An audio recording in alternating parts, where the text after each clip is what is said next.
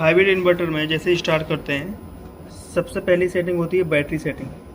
Battery setting के लिए setting वाले मेन्यू पे क्लिक करेंगे। उसके बाद आता है आपका बैटरी सेटिंग। बैटरी सेटिंग में सबसे पहले हमको बैटरी के मोड सेलेक्ट करने हैं। लिथियम, अगर लिथियम बैटरी BMS के साथ लगाते हैं तो लिथियम मोड सेलेक्ट करेंगे। यहाँ पर बैटरी की एम्पियर रेटिंग सेट कर देंगे कि कितने एम्पियर का बैटरी है आगे, ठीक है।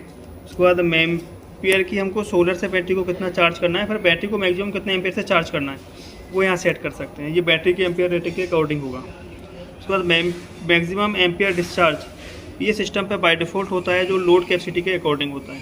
उसके बाद यूज़ बैटरी V, जब हम लीड एसिड बैटरी यूज़ करेंगे, जब लीड एसिड बैटरी यूज़ करना तो यूज़ बैटरी V वाला मोड सेलेक्ट करेंगे। बाकी एम्पियर चार्जिंग सेटिंग उसके अकॉर्डिंग होगी। उसके बाद यूज़ बैटरी परसेंटेज, जब हार्ड BMS वाला लिथियम बैटरी या कोई ड्राई बैटरी यूज़ करेंगे तो यूज़ बैटरी परसेंटेज वाला ऑप्शन सेलेक्ट करेंगे। अगर बैटरी लेस ऑपरेशन है तो हम नो बैटरी सेलेक्ट करेंगे। उसके बाद एक्टिवेट बैटरी। एक्टिवेट बैटरी जब आपका बैटरी डीप में चला जाता है, जब बैटरी डीप में चला जाता है उस टाइम हमको एक्टिवेट बैटरी ऑप्शन यूज़ करना है। तो जो सिस्टम में अगर बैटरी 0 वोल्ट है तो भी बैटरी को 0 वोल्ट से पिकअप कर लेगा। उसके बाद ये है डिसेबल फ्लोट चार्ज। अगर आप चाहते हैं कि ये बैटरी को फ्लोट चार्जिंग स्टेज में ना ले जाए तो हम इसको डिसेबल कर सकते हैं। ये है आपका बैटरी सेटिंग 1। इसके बाद आता है बैटरी सेटिंग 2। डाउन बटन दबाएंगे, उसके बाद आएगा आपका बैटरी सेटिंग 2। ये है आपका जेन चार्ज।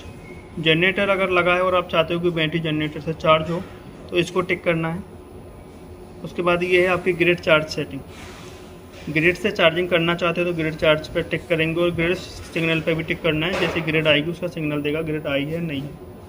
उसके बाद परसेंटेज, आपका बैटरी कितने % डाउन हो जाए तब ग्रिड चार्जिंग लेनी। तो ये ग्रिड चार्जिंग स्टार्टिंग पॉइंट है कि अगर आपकी बैटरी 30% डाउन आएगी उसी कंडीशन में ग्रिड से चार्ज करेगा। अगर आप चाहते हैं मुझे बैकअप ज़्यादा चाहिए, बैटरी को बैकअप करके रखना है, ग्रिड कम यूज़ करना, ग्रिड पे लोड चलाना है, तो ये बैटरी परसेंटेज को बढ़ा सकते हैं। अगर आप इसको 50% कर देंगे तो जैसे ही आपकी बैटरी 50% डिस्चार्ज होगी ये ग्रिड से चार्जिंग स्टार्ट कर देगा। उसके बाद आता है ग्रिड से चार्जिंग एम्पियर, कि ग्रिड से कितने एम्पियर से चार्ज करना है। तो जो बैटरी है उसकी एम्पियर रेटिंग के हिसाब से और जो बैटरी का टाइप है उसके अकॉर्डिंग हम ग्रिड चार्जिंग एम्पियर यहाँ पे सेट करेंगे। उसके बाद नेक्स्ट ऑप्शन है हमारा बैटरी सेटिंग 3। जब हमको लीड एसिड बैटरी यूज़ करते हैं या फिर आप लीड एसिड बैटरी ही यूज़ करते हैं, उसी कंडीशन में फ्लोट कितना वोल्टेज देना है, मीन्स एब्जॉर्प्शन कितने वोल्टेज पर चार्जिंग देना है सिस्टम को।